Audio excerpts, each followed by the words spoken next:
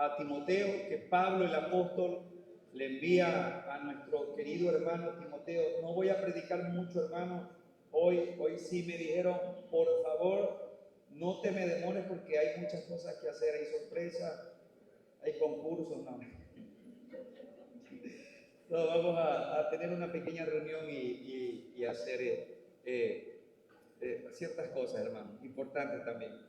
Y hermano, yo estoy muy contento, ¿sabe usted? Porque Dios es bueno, en serio lo digo, Dios es bueno. Vamos a cumplir un año como iglesia y tener un grupo, hermano, ya estable, fijo aquí, que Dios nos ha permitido seguir. ¿Cómo no voy a adorar al Señor? ¿Cómo no bendecir su nombre? Hermano, muchos nos decían, pero hermano, por allá te vas a poner, si eso está lejos, está escondido, está refundido, ¿cómo tú te vas a poner allá? Y hermano, o sea, el sentir, aparte que el sentir no había para dónde más, ¿sí? Y fue el lugar donde el Señor nos ha traído y veo que su mano está con nosotros, hermano.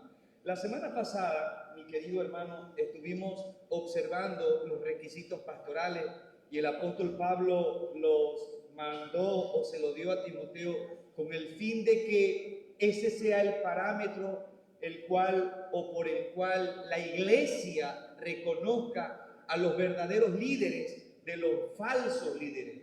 Porque estos requisitos no están puestos por gusto, hermano.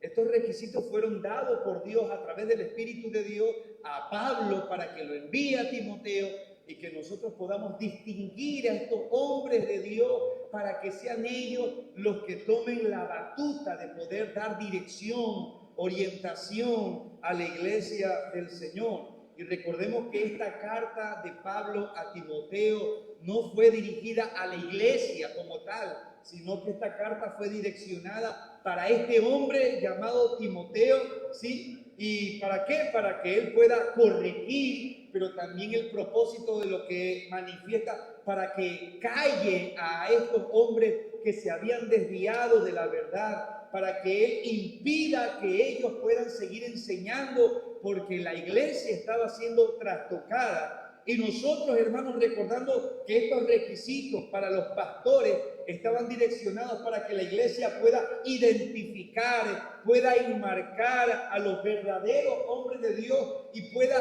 darle la espalda a los que son falsos, a los que por su falacia, por su mentira, por su egoísmo, ahora en la vida práctica ya dejen atrás a esas personas. Sí, y quiero decir algo importante, mi querido hermano, que usted y yo podemos tener la doctrina correcta, hermano. Podemos tener conocimiento inmenso, podemos conocer de muchas materias, profesiones, y en el ámbito bíblico usted puede conocer hermenéutica, ser biblista, lo que usted quiera, la profesión que quiera. Incluso hay ahora doctorado en divinidades, etcétera, etcétera. Hay todo esto, sí, pero quiero decir, hermano, que mantener la doctrina correcta y la teología correcta, pero con vida sin pura, no sirve de nada, hermano. No sirve absolutamente de nada. Mire, para que ustedes sepan, hay muchísimos en la actualidad, muchísimos académicos, hermanos, personas con títulos, con credenciales que, wow, son tremendas para el mundo, que estudian las escrituras, y escuchen lo que les digo, que estudian las escrituras, pero no creen ni viven conforme a las escrituras. Eso es increíble. Ellos estudian a profundidad la Biblia, son biblistas, son PhD, son doctores, son expertos en idiomas bíblicos, expertos en Antiguo y en Nuevo Testamento, pero no creen ni viven las Escrituras o no viven a la altura de la Escritura. Por ejemplo, yo conozco un académico que no me cae tan bien que digamos, no puedo decir que lo odio porque no puedo odiar, pero no me cae tan bien. Este señor se llama Antonio Piñeira, por ejemplo. El hombre es un erudito en la escritura, pero él es ateísta, o sea, no cree en Dios, no cree en la escritura como inspiración divina y no cree que la religión se haya formado por la Biblia, porque Dios lo dijo, sino que el apóstol Pablo fue el que creó ahora lo que nosotros vivimos en todo caso.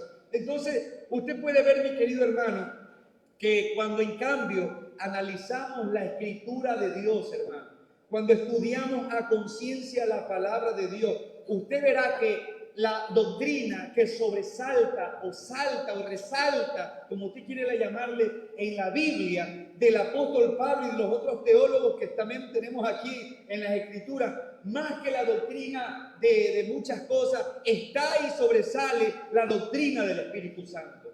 ¿Por qué, mi querido hermano? Porque cualquier otro mandato y enseñanza, el Espíritu de Dios, Dios también, el Padre y el Hijo, sí nos manda a vivir una vida llena de su Espíritu. Ese es el mandato, sí, sobre cualquier doctrina. Y es lo que quiero decirle, que cualquier persona que conozca mucho de Biblia, pero no se somete a la persona del Espíritu de Dios, es un metal que suena, nada más. Pero el Espíritu de Dios, cuando una persona se somete al Espíritu de Dios, la palabra que es viva y eficaz recreará en él, sí, una santidad que solo Dios la puede decir. Sí, entonces estamos diciendo con esto, hermano, que es importante entender y no confundirnos, que debemos conocer la Escritura, que debemos estudiarla, que debemos leerla y leer todo lo referente a los temas bíblicos, a doctrina, leer buenos libros de buenos autores cristianos de renombre. Y claro que sí, eso es bueno, pero más importante, hermano, es vivir llenos del Espíritu de Dios, vivir controlado por Él, que vivir lleno de conocimiento sin la rendición a Él. Es lo uno más lo otro, no es lo uno sin lo otro. Podemos estar llenos de conocimiento, hermano, pero sin la pasión ni la devoción a Dios. Una vida equilibrada, amado hermano, es tener conocimiento, pero lleno del Espíritu Santo. Es donde usted va a poder ver el carácter, sí, más el conocimiento en armonía de Dios. Porque ¿cuántos de nosotros hemos visto a hombres que conocen mucho de la palabra, pero viven como si no la conocieran? Entonces, Dios dice en 1 de Timoteo que el carácter del hombre de Dios tiene que ser con ese requisito de carácter, de que a él lo vean como una persona íntegra, pero no va a haber integridad, no va a haber carácter si no está el Espíritu de Dios bajo el control de todos sus deseos, emociones, conocimientos en este hombre. Es importante, mi querido hermano, es por esta razón que la iglesia debe de tener líderes, hermano, irreprensible, pero lleno del Espíritu Santo. Irreprensible, pero lleno del Espíritu Santo. Si se tiene esto, entonces, mi querido hermano, la iglesia vivirá la pureza que Dios demanda en la Biblia.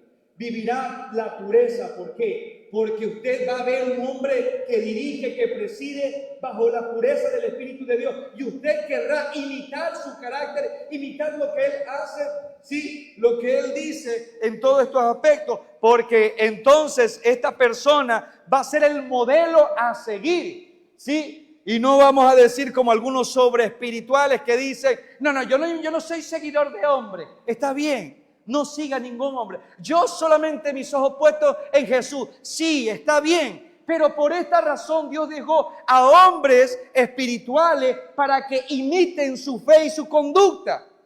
¿Verdad? ¿Por qué? Porque este hombre que imita la fe y la conducta de Cristo Jesús está siguiendo el paso a paso a Jesús. Está viviendo cada día en la presencia de Dios. Entonces, ese es el modelo a seguir. Como Pablo dijo, imítenme a mí como yo imito a Cristo. ¿Está correcto, hermano? Entonces, continuando, hermano, con el listado de los requisitos que el apóstol Pablo había dado a Timoteo, y habíamos visto que habíamos llegado después de algunas aclaraciones que hicimos la semana pasada, ¿sí? Primero vimos los requisitos de carácter y solamente alcanzamos hasta que sea irreprochable, ¿sí? Y de acuerdo a lo que hemos venido desarrollando, hermano, puedo decir con toda certeza lo siguiente: los dones, ¿sí? El carisma abren puertas. Por supuesto que abren puertas. Unos buenos dones abren puertas, pero si el don no es compatible con el carácter ni la palabra de Dios, esa misma puerta que se abrió por el don se le va a cerrar. ¿Cuántas personas no hemos conocido, hermano, que tienen talentos fantásticos? Que, por ejemplo, yo conozco un hermano que en la música excelente, pero su vida es un desastre, hermano.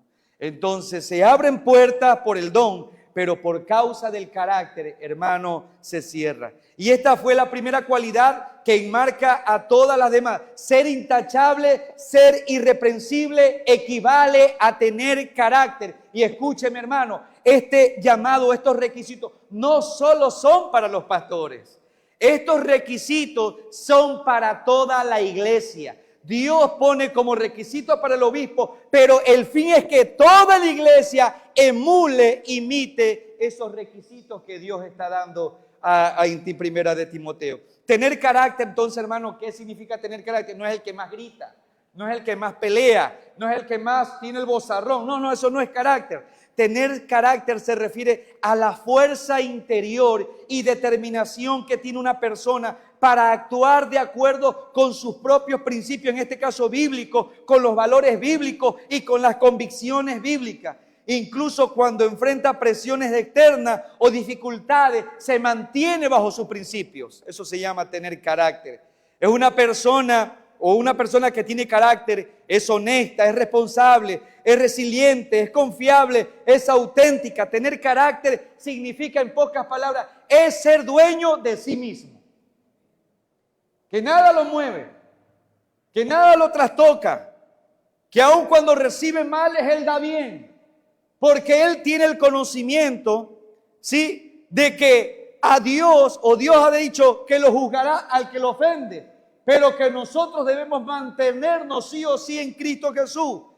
Ahora el apóstol Pablo continúa diciendo en los requisitos, después de ser irreprensible, dice lo siguiente, que este hombre de Dios tiene que ser marido de una sola mujer. Y en el griego está escrito de la siguiente manera, específicamente dice, hombre de una sola mujer. Hombre de una sola mujer. Yo creo que con este pequeño extracto de la escritura ya se desbarata el feminismo y el que la mujer quiera arrancar un ministerio que Dios nunca le ha dado, porque ahí no dice mujer de un solo hombre, sino marido o hombre de una sola mujer, y esto está en los requisitos del pastorado. Ahora, ¿por qué el apóstol Pablo inicia con esta cualidad después de decir que sean irreprensibles, marido de una sola mujer? Porque el apóstol inicia con esta característica. ¿Por qué lo inicia? Porque en este aspecto, sobre todos los demás, donde los líderes parecen estar más propensos a caer. Si usted supiera, hermano, la cantidad de hombres que caen en esto, hermano, usted no nos dijera continuamente, hermano, vuelva a recordarnos esto. Vuelva a recordarnos esto, hermano. Si usted supiera, hermano, bueno, iba a decir algo que recién tuve una entrevista con un pastor que ha caído en un pecado, pero no les voy a contar. Quédese ahí nomás. El apóstol, mire, hermano, no se refiere con esta característica o esta cualidad, no se refiere al estado civil del pastor, si está casado o no, sino más bien al asunto de comportamiento moral y sexual. Se refiere al comportamiento, sí, íntegro en su moralidad y en cuanto a lo sexual. Y debo aclarar, por ejemplo, que no quiere decir este requisito que el pastor debe ser en todo caso casado necesariamente. No, o que no se admita al ministerio a un hombre soltero, para nada. Porque si esto fuera cierto, entonces el mismo apóstol Pablo estaría descalificado para el ministerio porque él era soltero. Timoteo también era soltero en todo caso. Mas, sin embargo, el apóstol Pablo dijo, ¿yo puedo tener esposa? Por supuesto que sí, lo dice en 1 Corintios capítulo 9, verso 5. ¿Acaso no tengo derecho de tener esposa como lo tiene Cefas, Pedro? Yo tengo el derecho también, pero me he abstenido de ese derecho por hacer la voluntad de Dios. Ahora, no quiere decir esto que usted no se case si usted está aspirando al ministerio, si no tiene el don de continencia.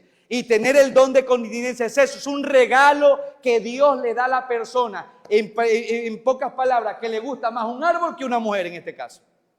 Y no porque sea de dudosa procedencia, sino que esta persona sencillamente no le atrae la mujer en este aspecto. Entonces, esta característica no quiere decir que necesariamente tenga que ser un hombre casado. ¿Que se recomienda por las muchas tentaciones? Por supuesto que sí. Sí, debería de procurar casarse porque era una de las cosas que estos falsos maestros ya venían diciendo en su primera carta a Timoteo, donde Pablo dice, dicen que no se casen, cásense, dice el apóstol Pablo.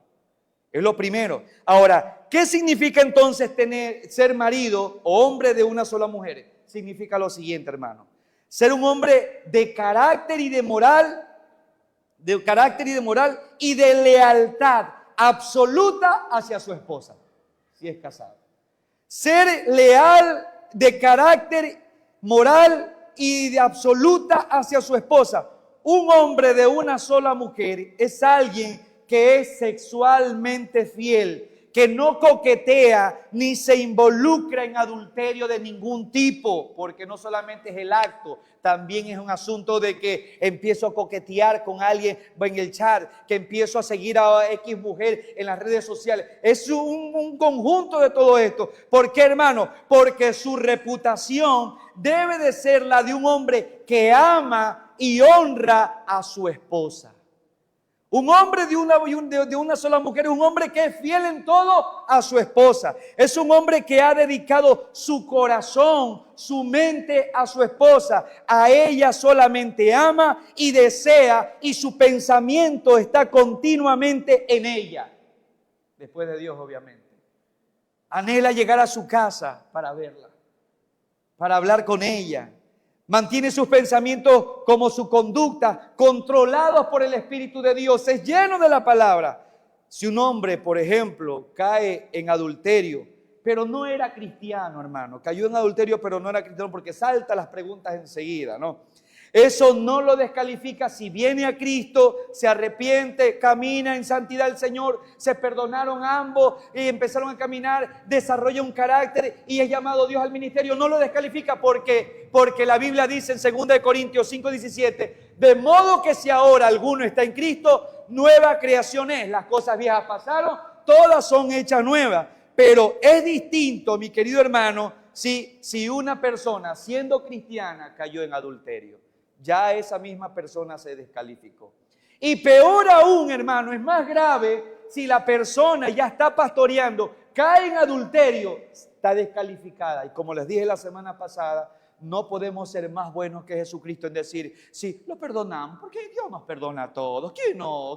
Decíamos, ¿de acuerdo? No, nada que ver, hermano, queda descalificado. Así con cualquier tipo, hermano, también de pecado sexual, sí, de abusos, de toques, de miradas, etcétera, etcétera. Mire lo que dice Proverbios capítulo 6.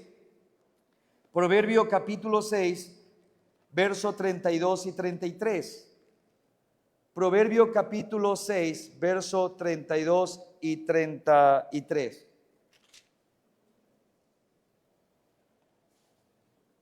Dice lo siguiente. Si no lo encuentro, yo le leo por tiempo. Mas el que comete adulterio es falto de entendimiento, corrompe su alma el que tal hace, herida y vergüenzas hallará, y su afrenta, ¿qué dice ahí? Nunca será borrada. Siempre estará, Dios lo perdona, Dios restaura, pero su afrenta siempre estará ahí. ¿Sí? Es terrible, hermano. Ahora, el pastor debe de estar sexualmente puro, hermano, entregado a su esposa completamente, no escandalizado por amantes del pasado, por hijos ilegítimos o presentes adulterios. Esta clase de hombre es la que busca a Dios, mi querido hermano, para poner como ejemplo en su iglesia. Ahora, esto no significa que sea más espiritual que otro o que sea más utilizado por Dios que otro. No significa eso, pero sí significa que es idóneo para el rol al cual Dios lo ha llamado. Es idóneo. El pecado sexual, hermano, descalifica a cualquier hombre del pastorado. Y esta es la razón, hermano, por la cual el apóstol Pablo, él consciente de las tentaciones que había, porque él era humano, no era superhumano, era humano como cualquier otro, decía en 1 Corintios 9:27, por esta razón golpeo mi cuerpo, no sea que yo habiendo sido heraldo, o sea, uno de los primeros que comparte el evangelio, uno que va adelante, uno que comunica, vaya a encontrarme en este pecado y yo sea descalificado.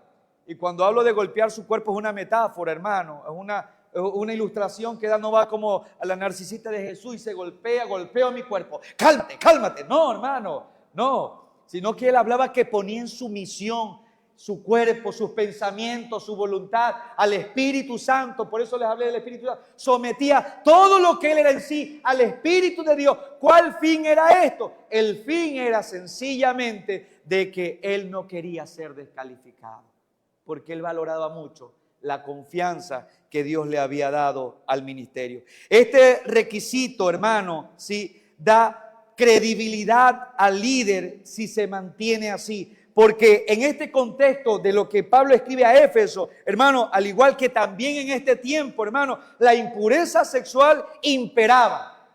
Era cosa de todo el día, hermano. Usted ve noticias y salió del motel y la vio que venía con el amante y se mató. Crimen pasional, etcétera, etcétera, hermano. Usted lo puede ver. Esto está a la orden del día. Por eso el apóstol Pablo dice, no, el hombre tiene que dar ejemplo de pureza sexual y la iglesia tiene que imitar esa conducta también. Esto no es normal, es pecado delante de Dios y Dios lo juzga y lo condena, mi querido hermano. Es por estos problemas, ¿sí?, que hay y bombardeos externos que la esposa, hermano, en este caso del hombre de Dios, ¿sí?, cumple un papel muy especial. La mujer cumple un papel muy especial al hombre que ha sido llamado por Dios en ser su ayuda idónea. Nadie más, hermano, le digo esto no lo tenía, pero lo tuve que añadir en la consejería que estoy llevando a un pastor. Nadie más, mi hermano, conoce a su esposo más que la esposa. Usted sabe cómo es su esposo. Usted sabe cómo está conduciéndose. Usted sabe cuando hay algo raro por ahí. Usted sabe que no es igual. Tiene que ayudarlo. Y no permitir que esa conducta crezca cuando ya no hay retroceso en eso, hermano. Mi querida hermana, entonces, debe decirle que bajo ningún argumento, por cierto, aclaro, ella es responsable si este hombre cae en semejante pecado. La responsabilidad es única y exclusiva de él cuando cae, hermano. Nadie le puso un puñal para que vaya a hacer lo que hizo. Pero por esta razón, el esposo debe, hermano, encontrar el deleite en su esposa y viceversa. La esposa debe encontrar deleite en el esposo. Ella no debe negarse al esposo y el esposo no debe negarse a la esposa. Miren 1 Corintios capítulo 7, versos 3 al 5.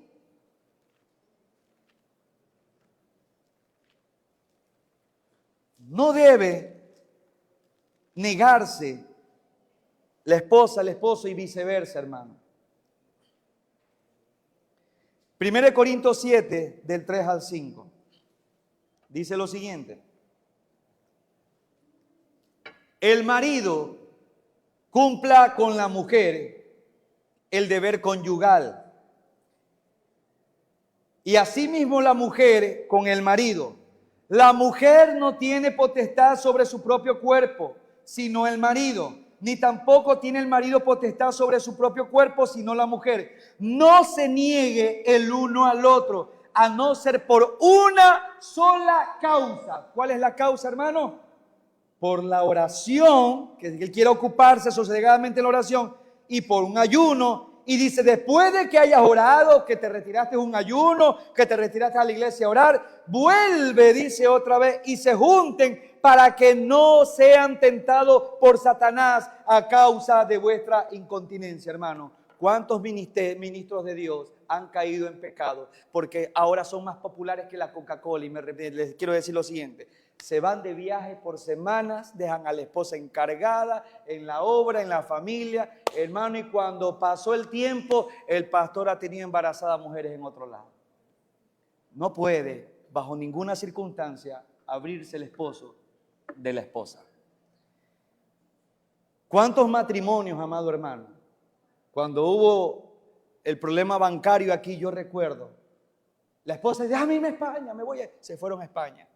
Y el esposo por acá. Pasaron unos añitos y le mandaron, yo conocí muchos casos, papeles de divorcio, me divorcio. ¿Por qué? Porque ya encontré otro hombre acá. O viceversa. Ya no quiero que vengas porque acá tengo otra mujer. Mano, no puede separarse. No que me voy una semana, hermano. Bueno, ya usted sabe lo que el consejo de la Biblia le dice. Y de paso, hermano, también debo decir que tan solo este requisito, vuelvo a repetirle, deja descartado el ministerio pastoral femenino, para un lado.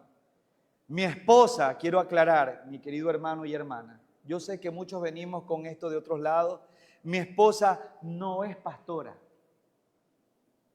no es la pastora, ella es la esposa del pastor, ¿sí? Así que mi hermano, ella no es la pastora, ¿sí? ¿Sí? Y por favor, seamos bíblicos en esto.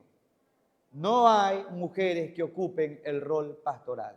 Ella es la esposa del pastor. Eso quería decirles.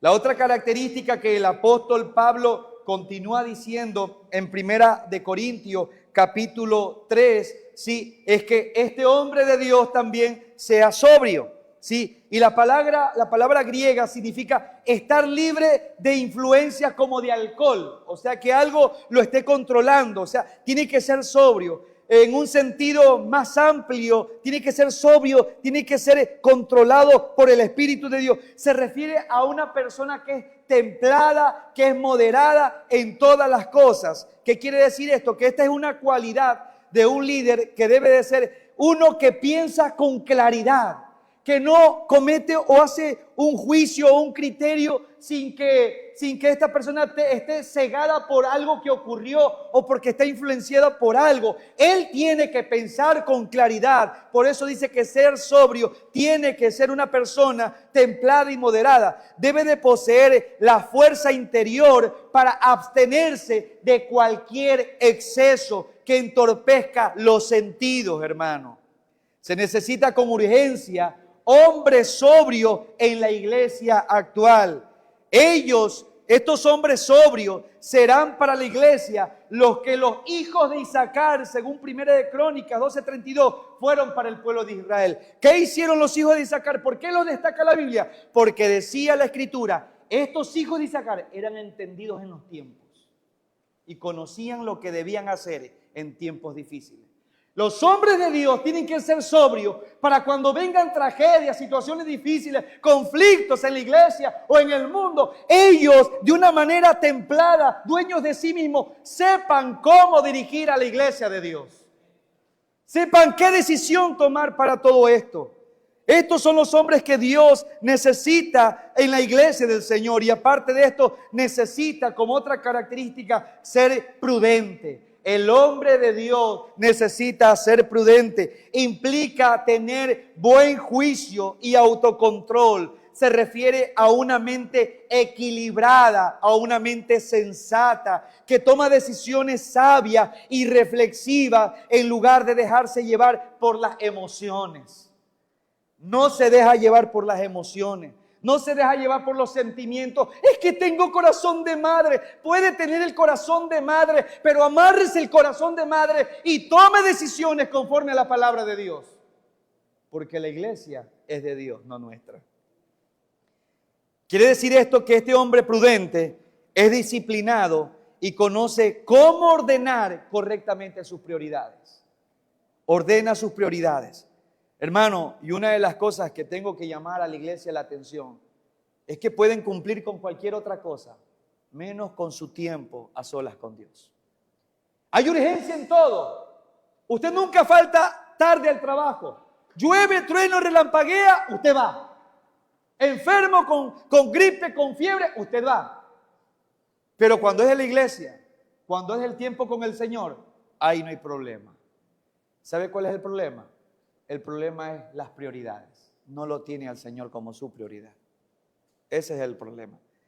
No se precipita este hombre prudente a dar algún juicio, sino que piensa bien las cosas, escucha las versiones, es serio, es cuidadoso. Como es alguien que maneja también mucha información, no puede referirlas a la iglesia y que las cosas que le cuentan a él en lo secreto, vaya y lo divulgue a todo el mundo y que todo el mundo lo sepa. No puede hacer eso. Tiene que ser prudente. Las cosas de la iglesia quedan con la iglesia. Si alguien viene con el pastor y le cuenta algo al pastor, muere con el pastor. Solo lo sabrá Dios y lo sabrá ¿quién más?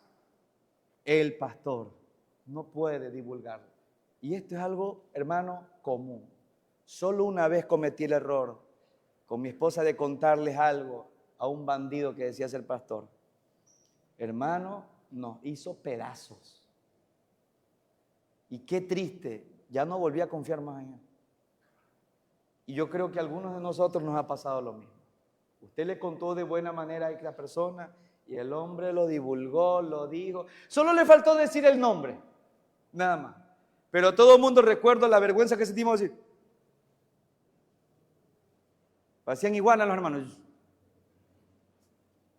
Es terrible, hermano. Entonces la prudencia tiene que tener el hombre de Dios. También debe de ser decoroso. Y esto se refiere a la conducta ordenada y respetable del pastor. Un líder debe tener un comportamiento digno que inspire respeto en los demás. Tiene que tener un comportamiento que inspire respeto. Por ejemplo, la palabra griega que viene de esta palabra decoroso es cosmo. Y cosmo significa orden, ordenamiento. Y esta misma raíz es la que se usa para la palabra que las mujeres usan, cosméticos. ¿Cuál es el punto de usar cosméticos? Que embellezca a la persona. Ese es el fin, ¿verdad? Se pone el labial, se pone el rubor, se pone... ¿Cuál es el fin? Ese fin es que sea bella, o sea, que la palabra cosmo sea decoroso, es que su manera de vivir tiene que embellecer el carácter de Cristo Jesús en la iglesia. Así que, hermano, usted está usando los cosmos. Así, ser decoroso es tener una vida que no solo es internamente ordenada, mi amado hermano, sino que también es un adorno para el evangelio, mostrando la belleza y la armonía de una vida vivida para Cristo. Eso significa que lo respetan por cómo demuestra el ejemplo que es digno de imitar. Es digno de imitar, hermano. También dice otra característica, continuando, aparte en el verso 2, que también sea hospedador. Significa que esta persona es amante de los extranjeros. Y cuando hablo de extranjeros, no precisamente de un extranjero de otro país, sino que hablo de los que son ajenos a su círculo cercano, ajenos a su casa. En el contexto del Nuevo Testamento, la hospitalidad era crucial para los primeros cristianos, ya que la iglesia se reunía en casa, y los misioneros itinerantes necesitaban alojamientos, hermanos. Esta cualidad refleja un corazón generoso y acogedor. Esta es una virtud cristiana que se exige con mucha frecuencia. Usted debe y puede invitar, hermano, y esto es un llamado también para usted.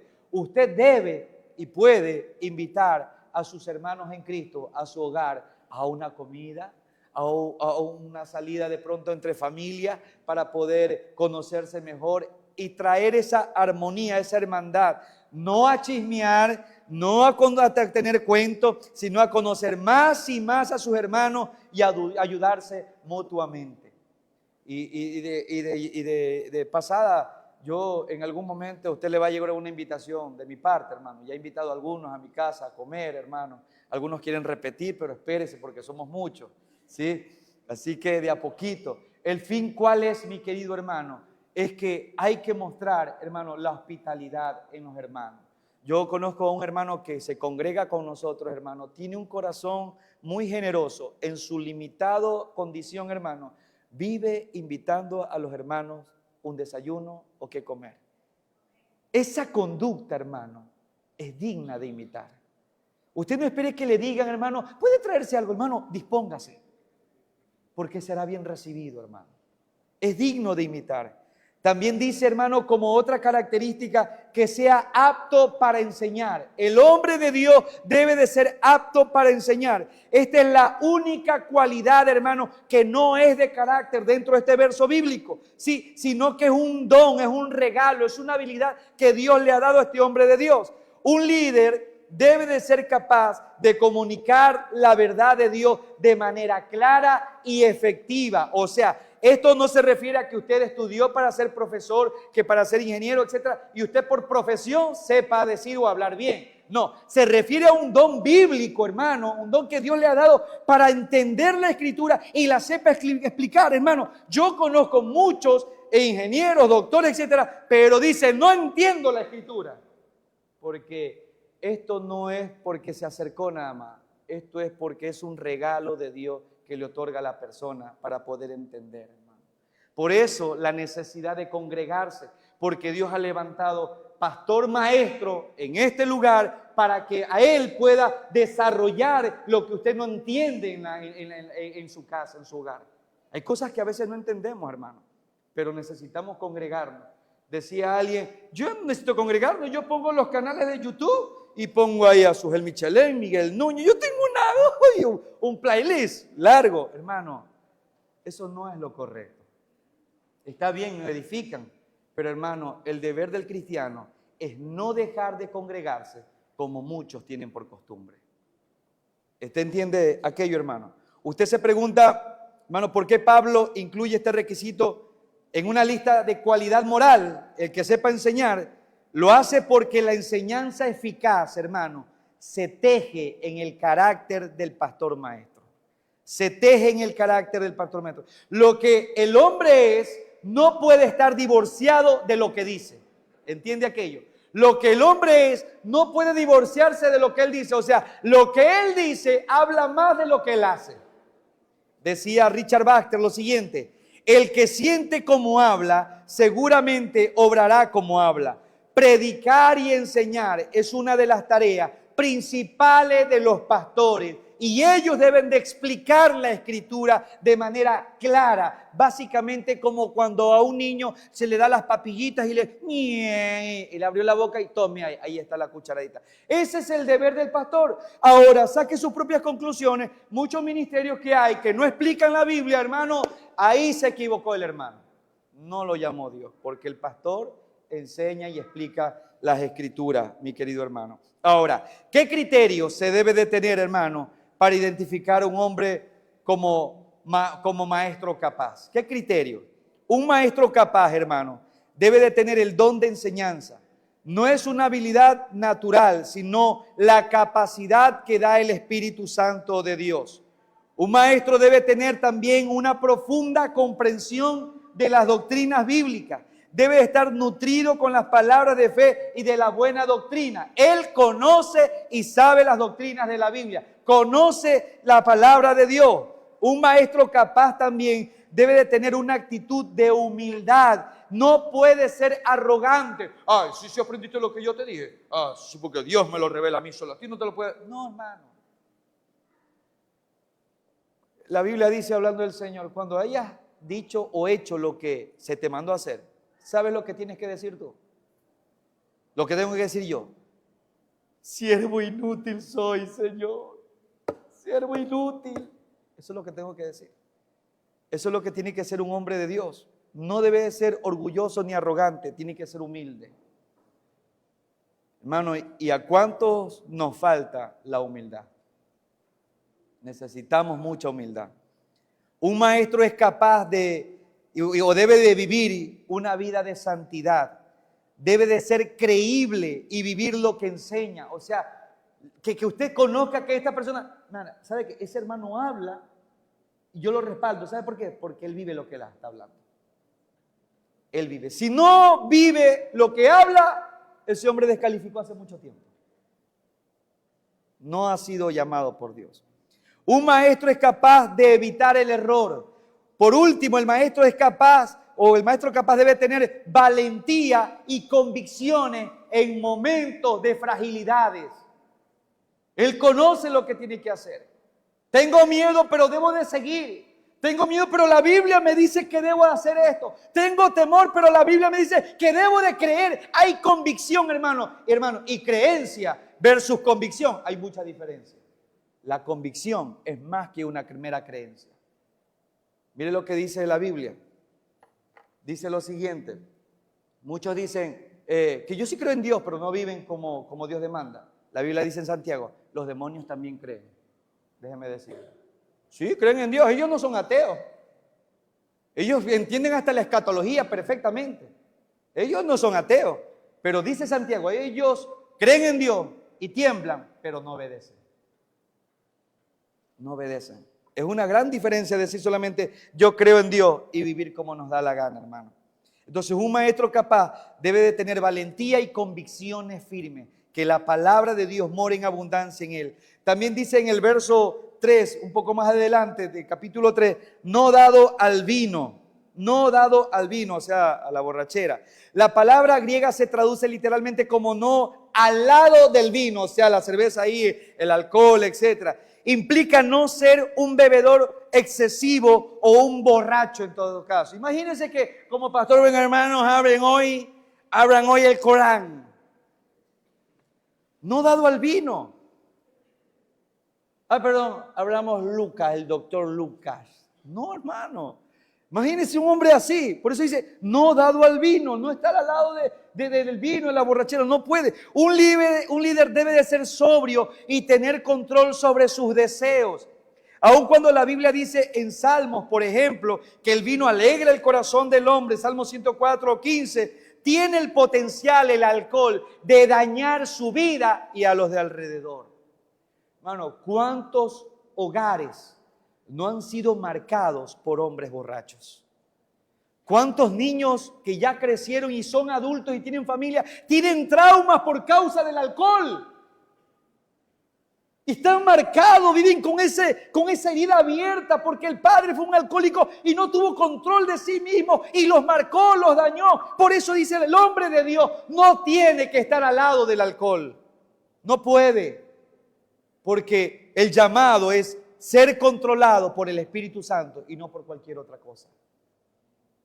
Hermano, ¿cuántas veces la Biblia nos da ejemplo de grandes daños y problemas que se han dado por la borrachera? Bíblicamente. Usted puede ver Génesis capítulo 9, si quiere vamos allá y lo comprobamos con usted mismo. Un hombre de Dios, el único en su clase en cuanto a la temporada que él vivió, Noé. Un hombre de Dios, capítulo 9 Génesis, verso 20 al 27. Este hombre hizo las cosas como Dios le había ordenado y las hizo de manera perfecta. ¿Qué ocurrió con Noé? Ya una vez que bajó de la barca, del arca, él se dedicó a cultivar uvas. Y mire el 20 al 27. Después comenzó Noé a labrar la tierra y plantó una viña. Y bebió del vino y se embriagó. Y estaba descubierto en medio de su tienda.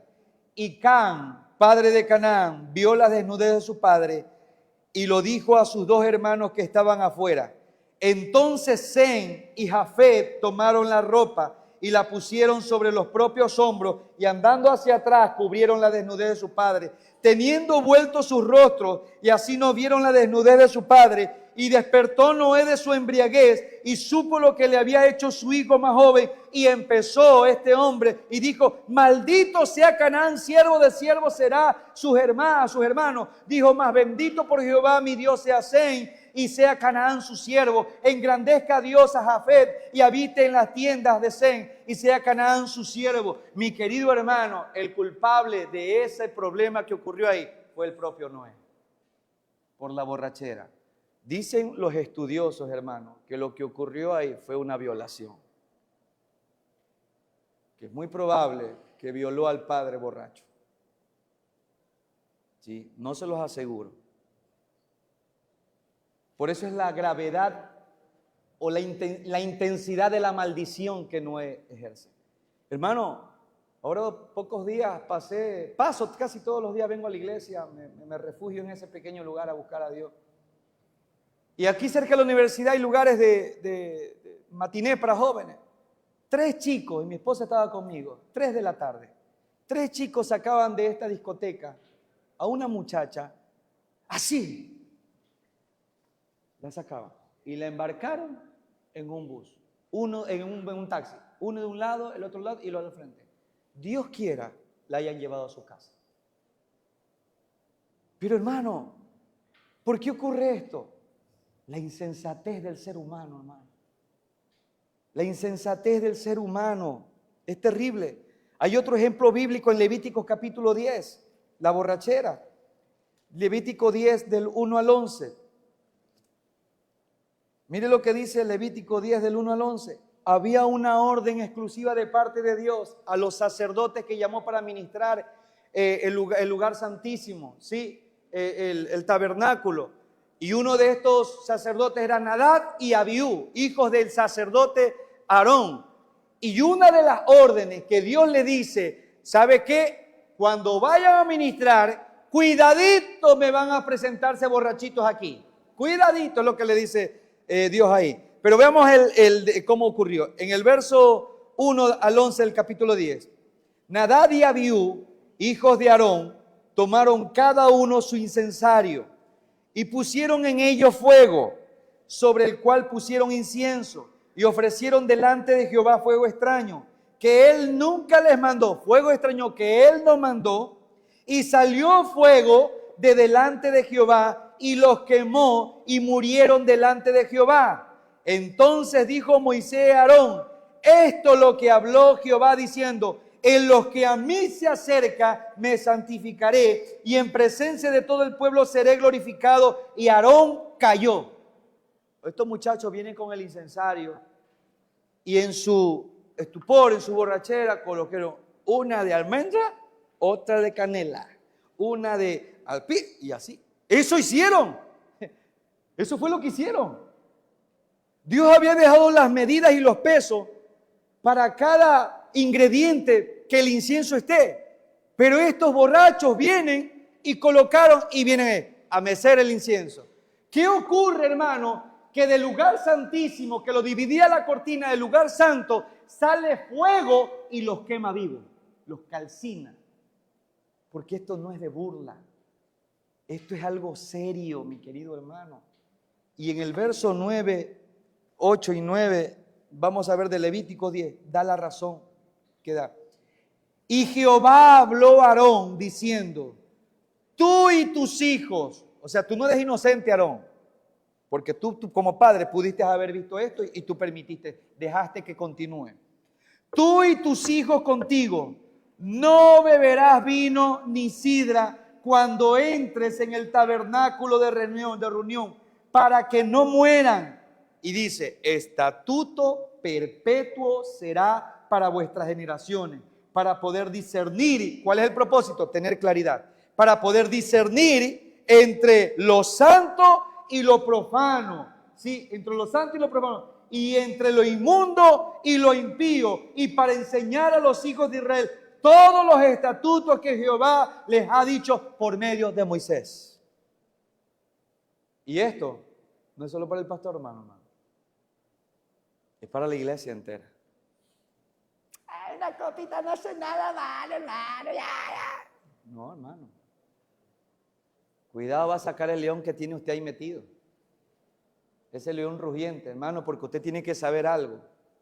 Usted sigue viviendo en esta carne. Y su carne se inclina al mal siempre. Tenemos que tener mucho cuidado, hermano, con estas cosas. Dice Timoteo, continuando un poco ya para ir cerrando, no pendenciero. ¿Y eso con qué se come, hermano? Tranquilo, ya le voy a decir. Significa no peleador, no golpeador, no alguien violento que quiere resolver todo a golpe, que se refiere a alguien que no es propenso a peleas, en lo que dice, no pendenciero, que no vas a estar golpeado. Yo no me digo de nadie, a mi vida es chuche, hermano. Ay. No, hermano, usted no puede pelear ni tener disputas físicas, hermano. Cuando aquí era bodega, hermano, un día llega un contenedor de equipos y todas estas cuestiones, hermano, se me levantó una comunidad aquí. Hermano, ese hombre empezó a gritarme, dice el presidente de aquí del sector, a gritarme horrores, hermano. Y créame, hermano, me placía, digo, Dios mío, caerle a golpe. Y los que estaban conmigo y mi hermano el mayor con mis sobrinos son unos grandotes. Y mi hermano yo le quería caer porque de verdad decía que yo vine rompiendo el contenedor vino rompiendo una tapa de alcantarilla y que aquí me llamaron la ATM, me multaron con $800, hermano. Y se pararon ahí, hermano, como gavilleros ahí, grabando ahí y lo subieron al Twitter y vinieron la policía, hermano. Hermano, en la indignación, ¿sabe lo que tuve que hacer? Me metí allá a llorar y descargar al Señor. Y le decía al Señor, por tu causa, Señor. Porque en otro tiempo, hermano, Hermano, yo era muy violento, déjame decirle. Desgraciadamente nos criamos en un hogar desbaratado, donde si no había pelea con cuchillo, no era pelea. No, hermano, no les estoy bromeando. No les bromeo, en serio se los digo. Pero mire, la misericordia de Dios fue tan grande que esa ira, ese enojo, eso que tenía, lo quitó de mí.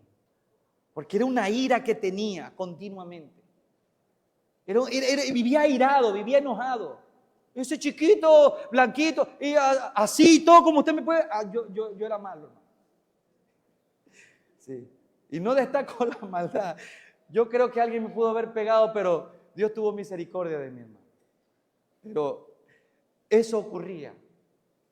Y Dios me probó, no una, varias veces con ese hermano. Y yo, pegue nomás, pegue, de duro. Y llórale al Señor, hermano. De nomás. Ahora quien me pega es mi esposa. No, me... No, hermano. No, hermano. Créanme que yo me saqué la lotería con mi esposa, hermano. Se lo digo de todo corazón. Es una mujer de Dios. Un pastor, hermano, debe ser un pacificador. Yo sin saber que se iba a abrir la iglesia aquí, hermano, gracias a Dios callé. Para que antes de todo no caiga en descrédito la obra de Dios. Imagínense. Un pastor debe ser un pacificador, no alguien que recurre a la violencia o al mal genio para resolver conflictos o que grita más que el otro, porque uno dice, yo grito más que tú. Tú gritas uno, yo te grito dos. No, hermano. Ya no. Calle. El sabio calla para bajarle la ira a los otros.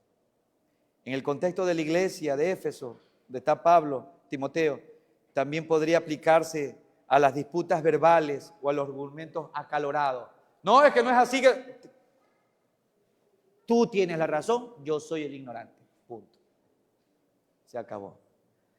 También dice, no codicioso de ganancias deshonestas. Y con esto termino, hermano, porque ya me hicieron tijeritas. No, seguimos, hermano.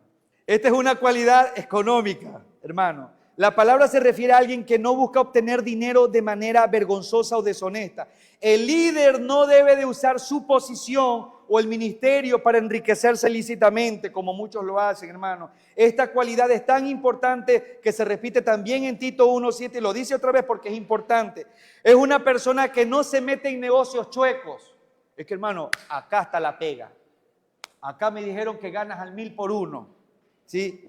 O busca la vía fácil para obtener dinero, no coima para ganar un proceso en una contratación pública. Prefiere perder un negocio que le proponen por mucho dinero con tal de no manchar el nombre del Señor. Que si hace cualquier trabajo tiene que hacerlo bajo las normas de ética cristiana. Es íntegro en sus relaciones económicas y si ofrece un servicio lo hace de tal manera que cree la conciencia de que lo que está haciendo lo hace para el Señor y no para quien está prestando el servicio. Tenga la conciencia de que todo lo que usted haga en su trabajo, tenga la conciencia de que es al Señor que lo está haciendo. También es amable. Esa palabra es un contraste con los anteriores, significa ser gentil, ser considerado y razonable. Implica no ser rígido, no ser áspero o severo, sino mostrar un espíritu de moderación en las relaciones con los demás. Es amable. Un pastor debe ser una persona con la que se puede hablar y que muestre compasión, empatía con la persona que está hablando. Que a ti te pasa eso porque tú andas así, como te da la gana. No puedes hablarle así. No puede dirigirse de esa manera. Es que eres terco. No, espérese, no puedes. Es que vuelves a lo mismo. ¿Cuántas veces te he aconsejado y sigues en lo mismo? No puedes hablar así. ¿Cuántas veces no fuimos rebeldes nosotros con el Señor? ¿Cuántas veces no fuimos reiterantes en nuestro pecado con el Señor? Pregunto, ¿cuántas veces el Señor lo trató mal a usted? Nunca. Siempre fue misericordioso Él con nosotros. Sus palabras no tienen que ser hirientes, sino con gracia. Y si no tiene esa facultad, cállese. Cósase la boca. Muérdase los labios. y váyase para que sus palabras sean después acogidas en el corazón. ¿Entiende? Tiene que ser apacible. La palabra significa no contencioso, no combativo. Se refiere a alguien que no es amante de discusiones. Que a mí yo no puedo perder una pelea de discusión. Yo tengo que ganar porque tú no sabes nada. Yo soy el que soy. Yo soy el que sé. No, usted no sabe nada. Las peleas, los debates sin fin, hermano. Un líder debe evitar el conflicto y busca la paz. No ser una fuente de división en la congregación. Tiene que buscar la paz. Tampoco puede ser avaro. Y ahora sí, hermano, con esto termino. Esta palabra significa literalmente no amante del dinero. Contrasta con la codicia mencionada anteriormente. El líder no debe de tener un apego excesivo a las posesiones, a las riquezas, al dinero materiales. Esta cualidad subraya que el corazón del líder debe de estar en el servicio a Dios y no en la acumulación de riqueza. Que si Dios te bendice, gloria a Dios. Que si Dios te da solo lo necesario, también gloria a Dios. Y esta es una de las maneras, hermano, de identificar a los falsos profetas, a los falsos pastores. Ellos quieren su dinero. Ellos quieren su dinero y no a ustedes. Son personas que hablan, pacta con Dios, siembra para Dios, da para que Dios te multiplique al 100 por 1, aleluya. Y le dan el aleluya para qué? Es la unción que está en el momento para moverlo a usted. Tienes que dar. Es que Dios te va a dar el 100 por 1, te va a multiplicar lo que tú das. Y el otro, ambicioso también, porque no son inocentes estos que están en esa iglesia. No son inocentes. Ellos también son otros codiciosos. Porque si el pastor o ese líder falso le está prometiendo el 100 por 1, este es el que si doy 10, me da 1000, pues. Este es otro codicioso. Ay, pobrecito, lo trasquilaron. Pobrecito, ese fue allá porque le gustó lo que le decían. Son personas que apelan a la codicia y obvio, si hay alguien codicioso, va a venir a ellos. Ese codicioso. Esas personas van a este tipo de iglesia, son codiciosas, claro, y como le digo, escuchan al 100 por 1, si doy 100, estos van a estar como el notario que murió allá en Machala, que metía y saqué 2, 3, toda esa gente, ¡ay, me perjudicaron! Toda mi plata de mi jubilación se fue. ¿Y quién te mandó a poner esa plata allá? Codicioso, ahora busca que te arregle el problema. Codicioso. Porque una persona centrada, consciente, sabe que un dinero nunca se te va a multiplicar así de la noche a la mañana, si no es trabajando con diligencia. Son codiciosos. Yo conozco de alguien, hermano, yo conozco mucho, hermano, de alguien que se fue de la iglesia diciendo que aquí en esta iglesia no hay amor, no hay esto, se fue. Hermano, para mal del muchacho, hermano, va a caer al león de Judá. Aquí en la avenida que está aquí por el 28 de mayo, un poquito más acá. Hay máquinas ahí. Esa iglesia la auspicia el más grande de todos los pillos, Guillermo Maldonado. Tuvo como 2 años. Hermano, lo trasquilaron. Lo trasquilaron. Y como él quería liderazgo, más daba y más lo sacaba. Oye, y terco, se le llevaron todo, ¿sí? Cuando ya reacciona, va a la iglesia, perdón, pastor, le cuento que ya me sacaron todo el billete. Y acá no quería ni diezmar, ni sembrar, ni ofrendar, pero allá sí te sacaron todito. ¿Por qué, hermano? Porque espíritus engañadores son los que llevan a este punto. Te ciegan, te tapan. Esos espíritus están ahí para engañar. Y esos son los que se multiplican, hermano. Por eso, el hombre de Dios, mi querido hermano, no puede ser avaro, sino que tiene que ser dadivoso. Y la iglesia tampoco puede ser tacaña y avara, sino que tiene que ser dadivoso para la obra del Señor. Tiene que haber un equilibrio ecuánime, hermano. ¿Está bien? Ahora sí terminé, hermano, y hasta aquí llegamos. El próximo, no este que viene, sino el próximo domingo continuamos con los demás requisitos. Así que yo le invito a ponerse de pie. Y recuerde que después continuaremos con el pastor y la familia. Versos 4 y 5. Vamos a orar, hermano.